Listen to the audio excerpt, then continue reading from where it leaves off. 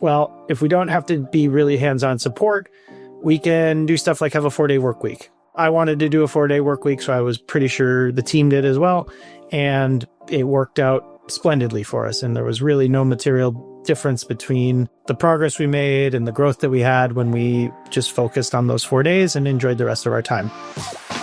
Welcome to SaaS That App, Building B2B Web Applications, the podcast where we share real-world stories, practical advice, and tech insights for those building or thinking about starting a tech-enabled business. I am your co-host, Aaron Marchbanks. And I'm Justin Edwards. Each week we bring you the stories, strategies, and insights you need to build your SaaS or tech-enabled business smarter, not harder. Let's dive right in. Hello, and welcome back to SaaS That App. With me, as always, though a little less frequently these days, as we keep being like ships passing, is my partner in crime here, Justin Edwards. Justin, how's it going, man? I'm just here so I don't get fined. Revving up for the big Asia trip. Doing very well, very ready to be on a beach somewhere in Thailand. So happy to be here. And I don't know if you noticed, but this is a different shirt you haven't seen before. Shirt number 6 for the collection. I love it. I love it. And I love the nicknames that our editors have come up with for us, Mr. Statement Shirt. Statement shirt, bow tie and statement shirt. That's right. And today we are also welcoming to the show Tom Buchok. Tom is a SaaS entrepreneur, expert in scaling businesses, obviously the tech space.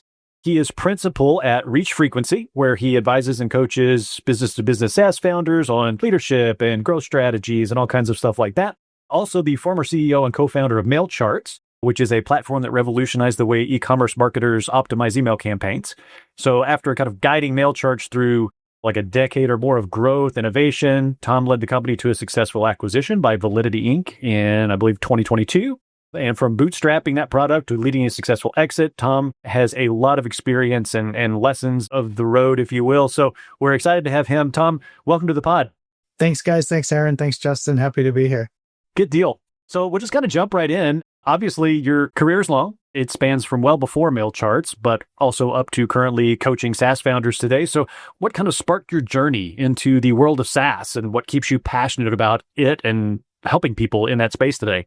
You know, I think in terms of passion, one of the things that particularly a bootstrapped SaaS business provides is the ability to focus on, I think, on the personal side of things that matter to you in life. And that doesn't mean that it's easy or always smooth sailing, but when you combine technical skills, marketing know-how, whether that's with a co-founder or the founder themselves is able to slowly build a business, we're also able to really nurture other parts of our lives. And time again, I've kind of gravitated towards that way of operating. It's not necessarily the best way, but it's a way that certainly for me has been fulfilling to be able to spend time with people that I care about, as well as do stuff that's been really interesting, intriguing, intellectually stimulating.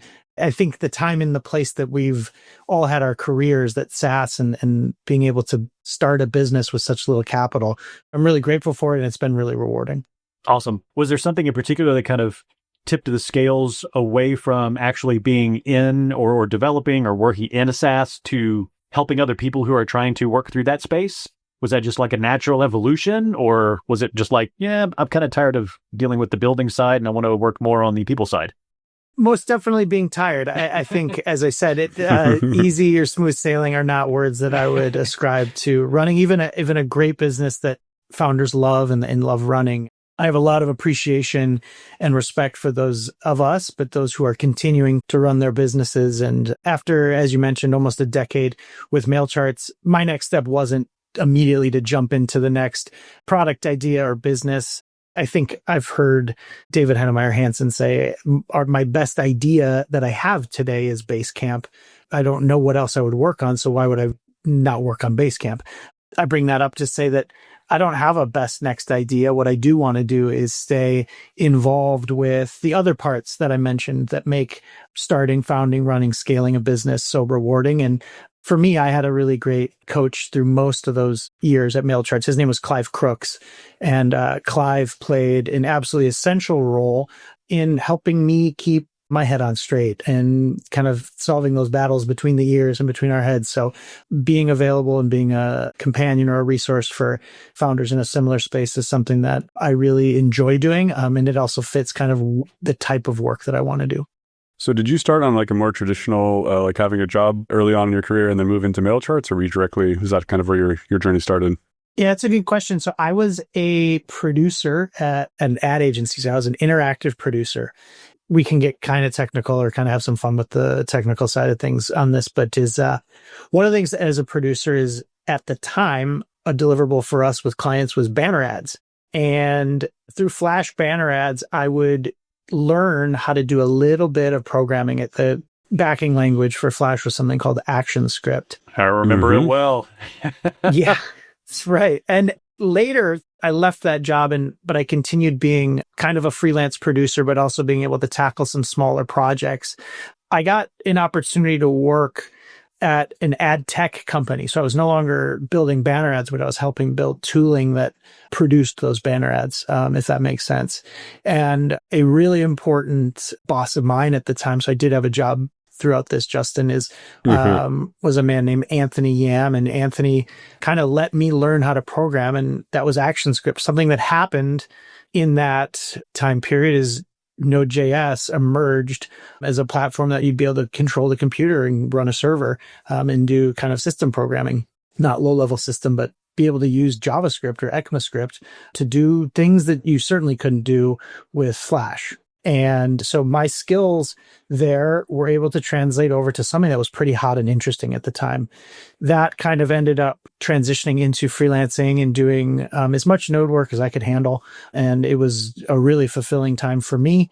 And then that skill set led me to have the confidence to be able to be the technical founder of MailCharts and build that platform. And a lot of the stuff that we wrote, as we all kind of know, if someone better didn't come along and write it, it was kind of humming along. And we continued to use JavaScript throughout kind of the life of MailCharts. So had a job, but then really learned how to program as a freelancer, got some really good opportunities, and then started MailCharts. What was the kind of impetus for MailCharts? Had you run into stuff in your career or a problem that you were trying to solve, or did someone kind of lay this problem at your feet and you got to work through a solution? It remains a really cool, best described as a writer's retreat for programmers in New York City. It's called the Recurse Center, and they give programmers of all levels and all experiences between 6 and 12 weeks of time to explore what's interesting to them. I was involved in that program. At the time, it was called Hacker School. And at Hacker School, my co-founder, Carl, said we were working on some stuff, and we both kind of said, wouldn't it be cool if there was a Wayback machine for emails? And I found some packages that let us spin up an SMTP server and start to stuff and then parse out, I guess, SMTP messages into JSON.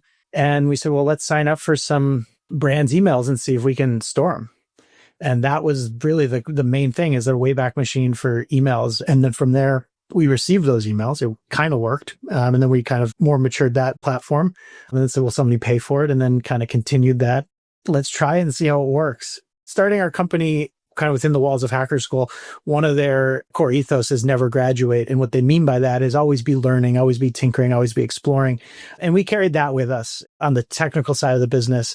And we were open to, hey, let's see if this works. Let's explore, let's push the boundaries. And so that was really kind of how the business started rolling. That's very cool. Obviously, it was kind of your all's idea, and you kind of birthed it from being able, like I said, spin up some SMTP servers and such. But was it a thing early on where you were like, okay, this is actually going to get some traction. This is going to be a cool idea. We are going to be able to, perhaps sell this as a service in some way. Was that kind of like always the plan? Or was it more kind of an educational task? It's like, can we do it? Let's just see if we can do it. Probably more the latter. Like, we were interested to say, like, can we do this? Wouldn't it be cool if? And I deal with this with my clients today. People often frequently start business and say, wouldn't it be cool if I could pay my rent with this? I mean, that's really powerful. And I think a testament to a lot of hard work. If somebody can be making whatever rent is, a few grand or something. But then you say, wouldn't it be cool if, like, this was my full-time job and it could pay my salary? I mean, I'll spin a lot of plates, but I'd work for myself. And so you kind of set these milestones in your head. And so for us, we followed that. My work generally hinges on, as business owners get past, wouldn't it be cool if we not only paid our rent, not only had our salary, not only hit financial milestones, then they didn't have a next milestone. They go, okay, I I didn't even think that far ahead. So we kind of start to unpack that feeling and explore, well, let's set some meaningful goals for ourselves, because without those goals, we can feel a little bit bereft. But for us, and again, as I said, I had coaching when that happened to us, and you say like, oh, what are we going to do next? But for us, there was a very, let's see how this goes and let's set some plans, but also be, I think, really appreciative of how difficult it is to make this stuff work out from the financial side. Aaron, on the educational side, 10 out of 10. If you build your own product, you can learn a lot real quick. If you don't learn a lot real quick, you're in trouble. Yeah, I think so. Or you do things wrong and then you figure out why, and then you start to have really, strong opinions that are based on real world, like, I need to do this for this reason. So absolutely. Yeah, experience is a fantastic teacher, and feedback from customers is direct. Yeah. So makes a lot of sense. So it's kind of interesting. It sounds like, I won't say like stumbled your way in or accidental, but you kind of fell into mail charts over time, and then like building those milestones of like, for anybody, like, can I pay rent with this? Or can this become my full-time job? Can I free my partner to join the business full-time as well? And kind of like stepping through that stair step. What was like the timeline to move through that progression for you and for mail charts? I want to say like 3-year chunks. So every 2 to 3 years, you're able to really kind of get past, I don't want to use the term plateau, but like the stair steps might be a couple of years, 2 to 3 years apart, which, if you look back on it, it seems kind of quick. When you're in the moment, it feels really slow. Relative to consulting, and I don't know how much of the listeners may have a contractor or a consulting piece of it where you're getting client work. There's a big rush as you renew, earn new business, ship a new project that is hard to compare with some of the slow burn. The former CEO of Constant Contact, Gail, I forget her last name, Goodman, maybe, had the comment of the long, slow ramp of SaaS death. And we loved that because it was so much slower to grow your business at these like small MRR numbers, $99, $150, $39, and you don't get a real rush from it. But over the time it compresses, and that's where those 2 to 3 years, you look back and you go, oh, wow, like we're at a new level, rung on the ladder, so to speak, in a way that kind of chasing that hamster wheel of consulting, you might have a big year, but then you got to wind up and do it again. So I think for many of us that start businesses, that resonates, and that can be a compelling force to say, let's see if this works. Wouldn't it be great? Not only would it be great if it could pay you, but it'd be great to just kind of change the perspective of how I'm able to pay the bills and save a little bit and go on vacation and stuff.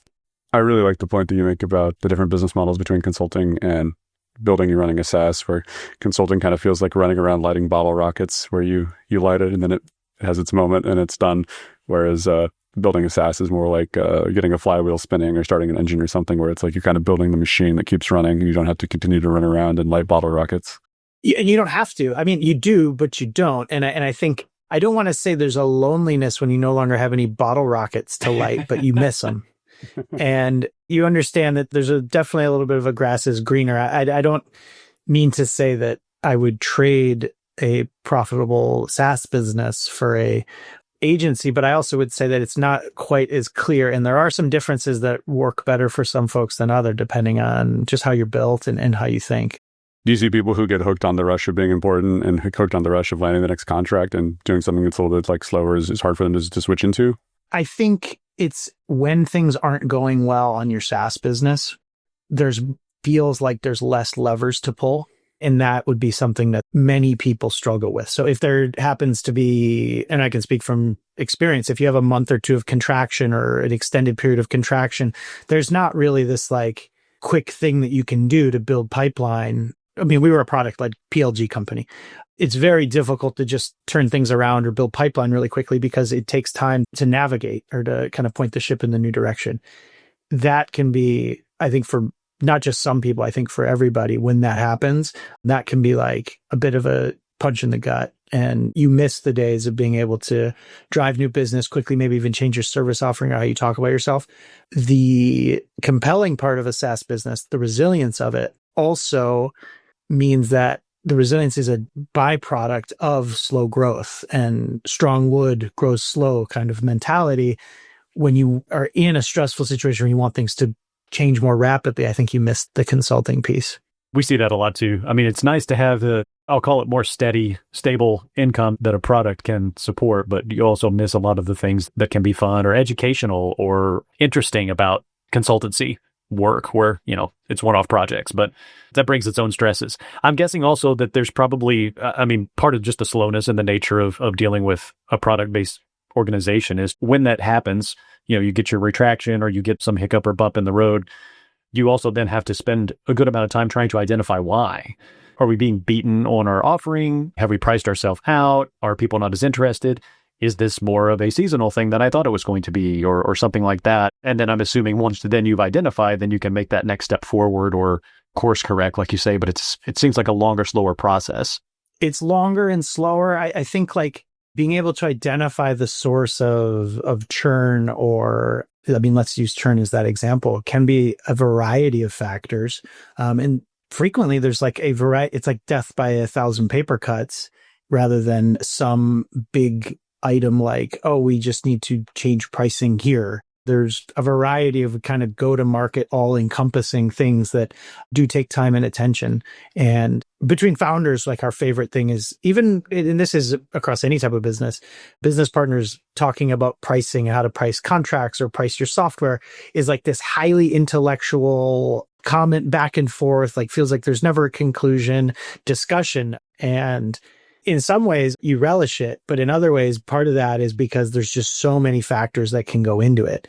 If there is one thing that, I've learned and, I try to share onward in my coaching is that frequently our focus on the term we all use now is ICP or ideal customer profile, and that ruthless focus on who matters and why that rolls up into business sense can have really the enduring impact on regrowing the business. When we start to get too scattered or don't commit that time and sow those seeds, really marketing, merchandising, sales, if you have a sales team and being focused on it is where we see the best ways to escape that kind of plateau or that contraction.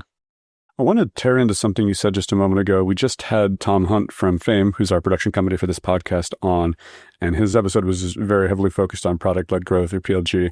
Can you speak a little bit to how you use PLG and kind of, I guess, how MailChart's used it and then kind of how you conceptualize that?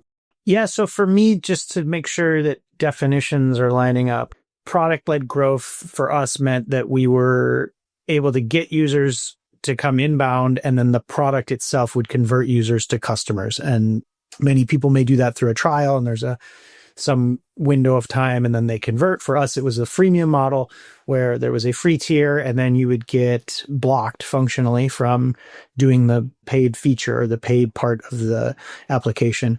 And so, assuming that that definition works for PLG, we made a really conscious effort to be a PLG company. Part of it was personal. We really believed in the slower growth pathway of PLG, in some cases, but because we wanted to have less support tickets rather than more. And if we have a sales team that is pushing deals, which is great, revenue is great, we may find that we have to manage to make sure what's sold is compatible with what's built. And if there's some dissonance there, oftentimes that will get compressed onto the support team who helps smooth that over. Salespeople do a really great job with that. And the best salespeople are able to find a way to sell the thing that exists to the new customer without increasing support burdens, but it's not always the case. So for us, PLG represented an opportunity for us to be really good at product in such a way that people could upgrade from it. They could try it indefinitely through the freemium and really reduce our reliance on needing a lot of support. And so for us, that was a huge benefit. We also wanted to be able to focus more of our time on marketing than sales. And when I say time, I kind of mean money. So I wanted to see my P&L with a heavier marketing budget on acquisition, but without having to really get into the nitty-gritty of sales. I do feel, Justin, one of the things I believe is at some point, a PLG company introduces a sales-led model or becomes a sales-led model. Like that's part of the future. And for us, we did have a tier that you could talk to me and buy it, but we over time ramped that up more expensive to limit the amount of hands-on time that any of us needed to handle. Why do we want to do that? Well, if we don't have to be really hands-on support, we can do stuff like have a 4-day work week. I wanted to do a 4-day work week, so I was pretty sure the team did as well. And it worked out splendidly for us. And there was really no material difference between the progress we made and the growth that we had when we just focused on those 4 days and enjoyed the rest of our time. That gets a little bit trickier when we've got timelines and deals that are out of our control. And we would want to really respect if you've got sellers who have skin in the game for deals to close, if you've got renewals that are on a specific time frame, you really want to do well by your customers. So for us to model it in that particular way allowed us to do it. I bristle a little bit at the term lifestyle business, but it is what it is, to have a little bit more of a lifestyle component.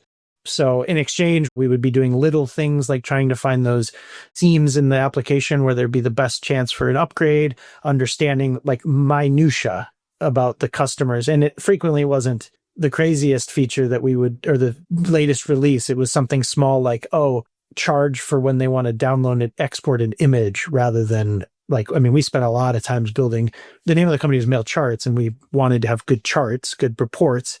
For us, we noticed that access to the raw data was probably much more valuable than the hard work that we did on the charts was secondary to, a PNG that the customers maybe weren't able to get 500 pixel length PNG because it's just trickier to do full image unless you know some scripting or something. So does that make sense? It does. I wanted to put a highlight on something you said, which is that like there's a trope or kind of like a thing that everybody knows about launching a software company and being an entrepreneur, where you need to have an entire team who are all working 100 hours a week, and you've got to be moving as fast as possible and a breakneck pace. And once you get to your big break, then you can take time to relax. And I just love having someone come on and talk about building something with a focus that wasn't that. It's like, no, we wanted to have it sustainable. We wanted to not have a lifestyle component, but like just have it be more with a focus to creating a chill place to work that people wanted to hang out at, as in addition to also building something great. So I love that. Other thing is this year pricing is a big topic for me and kind of a research area for me. So you just said a bunch of stuff that really made me interested. One of which is it sounds like you had a dual funnel. So there was a tier where someone could have this more kind of hand-holdy experience for a different price point. And then you also said there's a freemium model. And so the two questions I had, which are, one, did you have a very clear distinction between who was going to be a great free forever customer and then who was going to leave freemium and move into? Like, was that a different population of people that it was easy to identify? And the second question is, if my classification of a dual funnel is reasonable, what were the different characteristics between the people who kind of did the self-onboarding, lower touch sales process versus the ones who could access, like you, for example? Good question. I can answer that, but I want to say that we weren't particularly focused on that enterprise level. So it would make us sound more better than we were to say the dual funnel. We were really focused on that self-serve customer, and we created the enterprise tier just to be more focused on the self-serve customer. Identifying someone that signs up with a Gmail domain and discounting them as not a, good fit prospect is really difficult to do. My experience was that you could probably know if somebody signed up with madeofmoney.com that they're going to, whatever, toms.icp, that would work for you. But it turns out that that's someone to target is what I mean. It turns out that there's a really valuable, rich, long tail that could be stuff that that's just completely unknown. And in the digital marketing world in particular, there's a little bit of, I think, a sobering realization is even though we can track everything, we still don't know. We have to have faith and we have to do good marketing. We want to be responsible and prudent, but there is a piece of the old saying, I know 50% of my marketing or advertising is working. I just don't know which 50%. Even in digital, when we track stuff. So my experience was we could have people coming inbound who ended up being really great customers that I had no idea. So I think that's your first question is did I know the difference between someone who was a free forever, maybe a student? And yeah, I guess you can kind of tell, but it was less clear than we thought. We did, which is very common for Bootstrapp's founder. We started doing lead scoring and lead classification and determining who was who and working really hard on it. Our results, and maybe we were bad at it, which is fine, but we worked hard at it. And the results weren't any better than if we just treated everybody as a great prospect for our model and how we did it. Again, if you're doing a very rigorous kind of account-based marketing model to very high ticket items, that's a different story. But for us, in the way that we were doing it. Justin, you asked about if there was some way to determine who was going to be a self-service customer or an enterprise customer. This is where I say that a sales-led motion is in every company's future. If they're going to get big enough, bigger companies buy in different ways. And there's more checks and balances. And I don't know if you guys see this, but when companies start talking about SOC 2, when they start looking at any type of specific back and forth feedback that couldn't conceivably be done in a self-service model, and this is just on the InfoSec side of things, that speaks to you and you say, well, this customer is going to buy in a different way than the self-service customer. And that happens. There's not even a discussion about, the encryption of a SSL connection and how that is still secure. And it's just a very rote, this is the documentation that we need to have. So that customer is you're going to treat them differently. Teams are going to buy differently. As your customer starts to be distanced further and further from your actual consumer. So there's a team using the app, but then the boss's boss's boss has the budget and is authorizing it. Talented and well-managed sales teams will understand that process, understand how to make the buyer feel good, and while expanding and presenting to the people who will actually use it. Those are probably just two examples, but how they're used to buying software and how that process typically looks for larger organizations who have more seats or have bigger needs, their buying behavior is going to become much different. Not always, but in certain cases to that self-service customer. And you can see it again on the security audit. It comes up right away. And if the three of us have a business and we're charging $149 a month to a team that we've never spoken to and a team that we've got to do a SOC 2 thing for, it becomes pretty clear. And again, that's just one example, but. And sorry for asking repeated questions, Aaron. I got one more to dig in on, and then I'll let you get yours in. So I really like what you said about making the buyer feel good and then having a product that people who actually use it love. Do you have any tips, tricks, recommendations for folks who are in that situation? Maybe folks who are working in a situation where they're going to be marketing exclusively to people where the buyer is not the user of the product? I don't work or think very much about that scenario today or with MailCharts, my previous business. And again, this is where the collateral material is a bit different. So when we talk about features and benefits and try to sell the product, that potentially speaks more to the user of the application. When we start looking at the buyer itself, it depends a bit more. Justin, I don't have a specific one-size-fits-all recommendation of that. I think when we see that scenario, understanding that those are two different audiences is important. A lot of times that manager who's not using the application, their goals are to streamline their teams, whether it's direct reports or something further down the staffs. They want to streamline their workflow.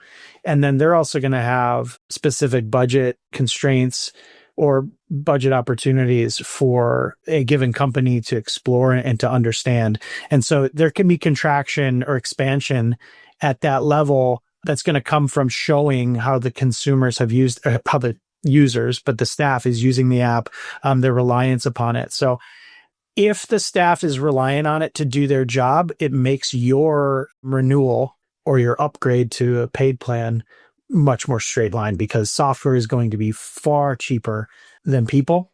And managers absolutely understand that. And so if we're making the job easier for human resources, human people, people are human. They're cool, normal.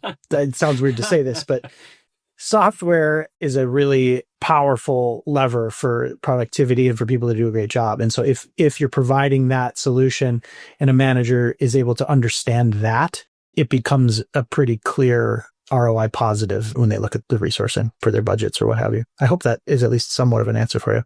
No, it's great. It's a very tricky, very self-serving question. I'm working with a project right now where the buyer is not the person who uses it. And so the marketing for this, I feel like I'm talking to two completely distinct people, both of which have skin in the game. And that makes your marketing kind of bifurcated. And I'm not a marketer or I don't have that background. So it's been challenging to provide advice and to do a good job. So it's a self-serving question. Thank you for the answer. I do appreciate it. At that level, like you said, with those managers, it almost always goes straight to value proposition for them more than even the usage. Is this an easy tool for me to use? Like you say, maybe less so, or they may not be using it at all. But if the value proposition is, it saves my team X amount of time a week or X amount of effort, or it saves me this amount of time generating these reports or whatever, that's always a good place to attack. And in a previous life, when I was a corporate trainer, we actually had a number of people that would come through that had that type of approach and that type of background where They were more sales and marketing oriented. So they could see that, but they lacked the software backing or the software skills. That's why they came through us. But it was always really interesting because I learned as much from them as they did from me in those aspects, and understanding how to position value propositions and talk in those terms. I always found really interesting. One of the things I wanted to come back to, because I really love this notion of I'm going to call them mainline customers, the freemium models, the ones that may take a step up or two in tier or something like that, but still remain more low touch, but low touch because you've made a good product that's easy to use and they don't have a lot of questions or support needs necessarily, that stayed your focus. And it feels to me, if I'm understanding you correctly, that has stayed your focus, or that stayed your focus throughout your time there. And anyone who was else, so enterprise level, upper level, large organizations, larger teams, you kind of treated as exceptions. And so there wasn't necessarily this script or anything that you went through with them. You treated them like one-offs. It's like, okay, this is a unique situation, but it is an enterprise level client. We want to give them some attention, but our focus and vision as a company is to really treat the bulk of our customers really well. And we'll pull these guys to the side and give them some special treatment because of their size or their approach or their needs. Is that right? Am I understanding that right? Yeah. I find that really cool because a number of people that we have interviewed and that I've talked to, they reach a point where, assuming that things are becoming successful and they're going well and they're starting to see larger clients come in the door, there's a decision point where do we ignore them because they're not our mainline client, or do we entirely shift focus to that because it's more lucrative or generates new features or gives us a longer tail? Or like you, do we peel them off and just kind of treat them differently? And we have now some divergent path. So I'm curious when that point came for you all, you got your first enterprise client or you started to see this as a possibility. Was there like a sit down type of a decision process of how do we want to treat these so it doesn't mess this other stuff up? Do we want to shift to those? So I'm just curious what that looked like at the point where you got there with the larger client first time or maybe the first couple. We started this chat talking about hitting those levels of business growth. And for us, kind of the early days, there was a lot of hand-holding and there was a lot of what I think we would call like selling or customization in the contract. And later I would have called an enterprise deal. Anything that's on paper that I have to actually send an invoice and then deposit a check, to me was something I learned over time that I didn't want to do. Okay. And so your question was like, how did that evolution happen? And if we had a sit down, when we would do annual planning, we would look at the bigger contracts, the non-MRR businesses or the non-self-service business. And we would have these kind of like heady discussions on actually writing down some of their value, just based on like, do we think they're going to renew? And it was like, they always renewed. They renewed at an acceptable rate, but it was kind of like frustrating because we were just dealing with this thing. It's like, I don't know. And they represented, it wasn't an alarming percentage of the total take, but it was like, we're like planning against this thing, writing it down. And I think for us, our experience was like, what if we could just replace this income with more small ongoing business? And that happened naturally over time. I think that experience was a little bit of like, there's some scars and just like, I don't want to, emotional scars. Like, I just don't want to have these conversations anymore. I'd rather have something that just feels a little bit more predictable. A, B, just like renegotiation, COVID hits and everybody's finance team wants to renegotiate. Some people never came back. Some people were really good. And it was just what happened. And we realized with our self-service credit card business that was a much stronger piece of business. And we got to the point where even some of our larger accounts that we were able to just tell them we weren't going to renew. Why would we do that? Well, most of our team, Aaron, like the important detail is I said I would handle the enterprise stuff. So that means everyone else, a half dozen people, is only focusing on our self-service business. Well, the signal that I send when we bring on somebody new and we've got to maybe spend a day a month working on a kind of like somewhat adjacent, somewhat not customer was not a really good signal. A. B, if everyone's working in lockstep and in unison, I'm able to like have a repeatable business that can compound and grow versus a one-off thing that's pulling me away from that. And so when we turned down some clients, we were able to grow the business in quick time because the team was focused on it and there was no distractions. Even though there was revenue attached to it, positive revenue, there was negative distraction. And when we put our effort towards the things that we wanted to do, the business really improved. So we moved further away from the enterprise based on some experiences as well as the ways that we run the business. That doesn't mean that going and having bigger contracts or people want to talk to you in a certain way is wrong. As I said, I think it's important to acknowledge that eventually figuring out where that fit in our go-to-market as we saturated, our opportunities was definitely something that was on the horizon. We just didn't get to that point. Interesting. So cool. I know Justin's got a couple of other questions, but just, I guess, one more kind of general sweeping thing for me. And we've been teetering away from mail charts and more into your work with like reach frequency and coaching and things like that already. But just in a general sense, we've kind of talked through the process and the spectrum. The one thing that we haven't really talked about is the sale. So, here at the end, your exit with mail charts, I'm interested in what that process looked like for you personally, but the business in general. And in what sense? So, I feel like I kind of have an understanding of where you got to with the business and what you wanted to do next and things that were interesting to you. I may be off on that, but I would love to hear those words from you. But in general, had the business reached a particular point that it was time to hand it off to someone else? Was there just something attractive that came in on a particular offer with Validity? Was it something they were very interested in just taking and running with and growing? What were kind of the decision factors in you've grown this amazing business, it's gone through a decade of amazing growth, and you've built this great company? What happened there at the end that made it the end for you? You said amazing company and amazing growth. We had a nice company and we were able to... Well, I say that because there's a vast percentage of SaaS that, one, don't even make it off the ground, but then if they do, they just kind of wither. So it's an incredibly small percentage. So it's quite amazing, the ones that succeed.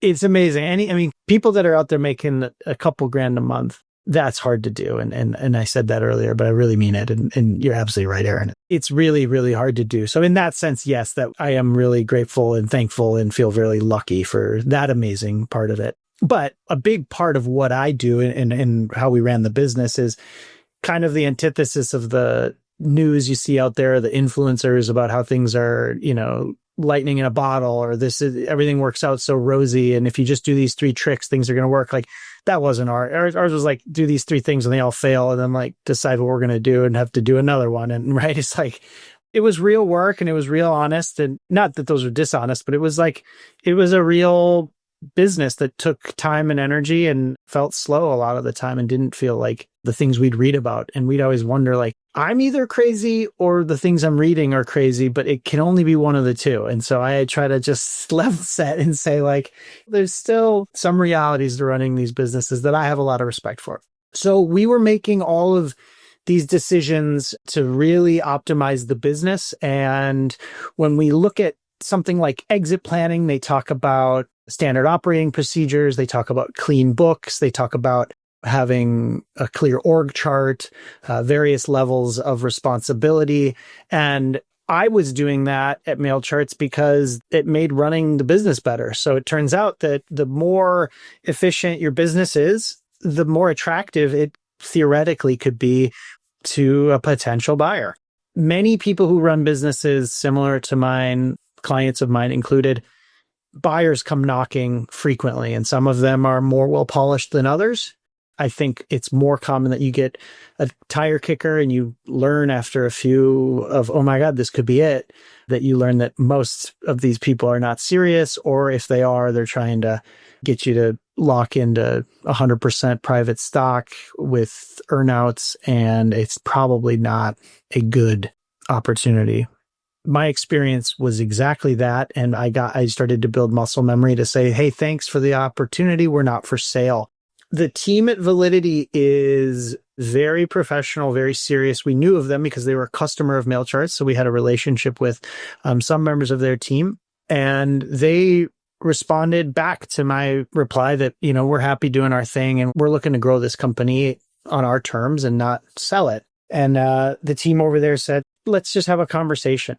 And they were, from start to finish, very prepared, very serious. You hear horror stories about due diligence being extremely painful. You hear horror stories about people retrading on deals. You hear stories of any number of things. I don't share any of that. I was very fortunate to be working with a partner on the deal that was aware of things that I might need, was very in tune and sensitive to how I felt about the team culture. And the process went quick. I can tell you just from my end, I didn't believe that it was going to happen most of the time. I was like, it was better emotionally to just hedge on this isn't reality.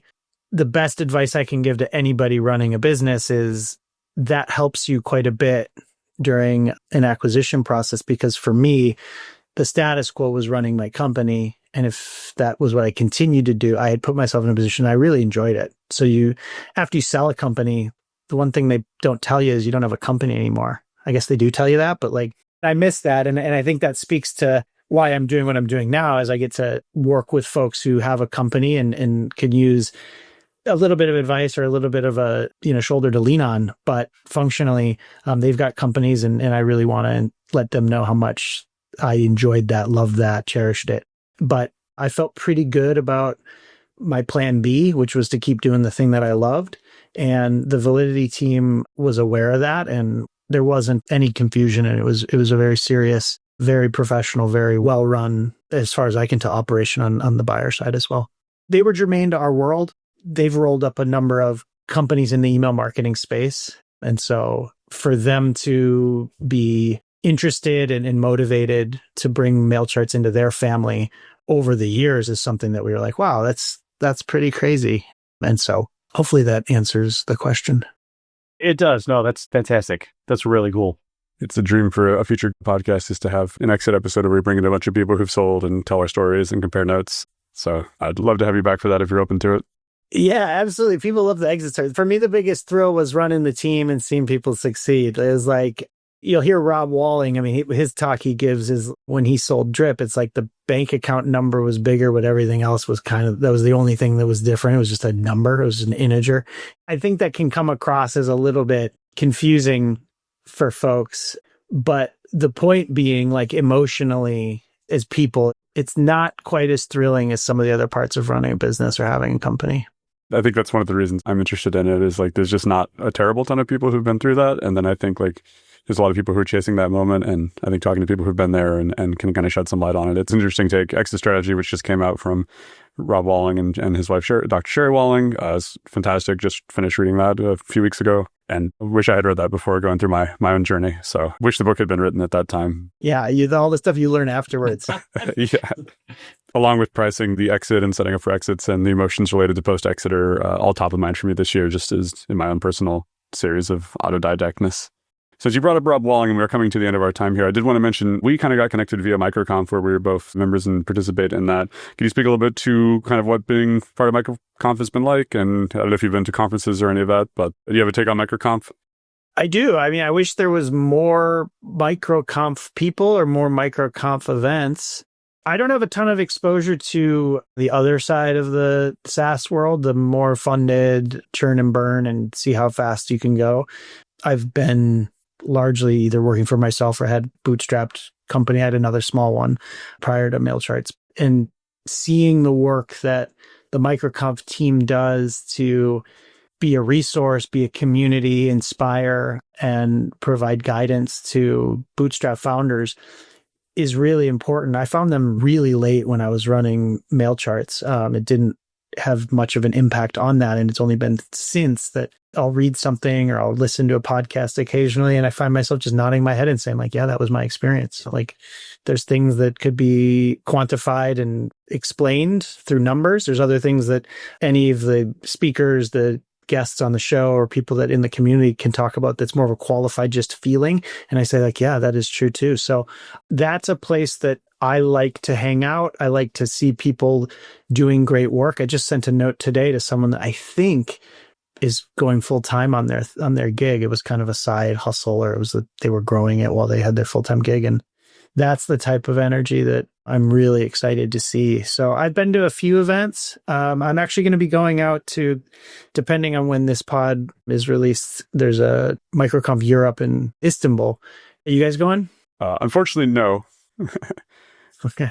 I had a different trip booked when they released, or at least when I became aware of when and where it was going to be. I was already on a different trip to Asia, actually. But right. Istanbul's going to be amazing. And I'm super excited to go to my next one the coming year. I'm trying to bone up on like 3,000, 5,000 years of history to make sure I make the most out of my Istanbul trip. But yeah, in terms of community, it's difficult to find people building, largely bootstrap product like software businesses. Other communities I'm in, there are really nice founder-led companies, but don't carry some of those same attributes. And you'll find out it's a content farm or it's a agency or it's nice to be around product founders. And that's been a huge, massive part of my career. And so, like I said, I wish there was more of it. And as I'm a coach now and I want to work with them, it's like, this is like the place to find people. And you don't just want to show up to MicroConf, but yeah. Yeah, being at a MicroConf event, you never have better discussions over cocktails. And I've ever had it more in a group or at a conference, I've had a more general sense of like, I'm among my people. These people get me and I get these people. And everyone I talk to has some interesting story and some interesting background. And that shouldn't be as rare as it is, but MicroConf is an absolute gem for providing that. And I'm with you. I think there should be more of it. You notice it when you're not around it. We were talking in the pre-show about learning to scuba dive in a really amazing scuba dive place, but you didn't know it because you were just learning. And then you look back and you're like, oh, that is a great place. Same thing with MicroConf. You're in that community and then maybe you'll go somewhere else and you'll realize this doesn't have the same feeling. I want to go back to amazing MicroConf and where it's more, again, all those words I said, nurturing, educational, focus, supportive for the things that matter. Rob starts every conference I've been at with a picture of his family. And I think as a full circle, you guys asked, why did I start this? It wasn't lip service to that photo that Rob does. It was the other way around. It was quite literally, I wanted to start a company that allowed me to see friends and family and embrace that part of my life. MicroConf says, hey, you're going to learn a lot here, but before we start, I want you to know, like, this is why a lot of us do it. And I think that that's unique and that's worth saying every time they start those, because that's a big deal for the types of folks that go there. So I hope that makes sense. Absolutely. I couldn't echo what you said more. And big fan of MicroConf, so I'm glad I got connected with you via that. Wanted to thank you for being on the pod. You've been absolutely insightful. We've gone over our time because the conversation was so good, which is just great. So thank you for being here. Where can people connect with you and your coaching and your services if they want to? My website is buchok.com, spelled BUCHOK.com. That's buchok.com. Or you can email me, which is tom@buchok.com, TOM@BUCHOK.com. Don't really spend too much time on LinkedIn or the X blue skies of the world. So directly that way is best. Amazing. Thanks so much for joining us, Tom. And super excited to have you on. It's a really great conversation. Thanks, gentlemen. Absolutely. And a special thanks as always to our listeners. If you like what you're hearing, have ideas for the show, or just want to tell us what's on your mind, throw a review our way. Subscribe if you are so inclined. And we will see you all next time on SaaS That App. Thanks for cruising along with us on SaaS That App. We hope you grabbed some insights that were inspiring, actionable, or at least entertaining. If you enjoyed the show, don't forget to subscribe and leave a review. Until next time, keep building, keep growing, and keep those apps sassy.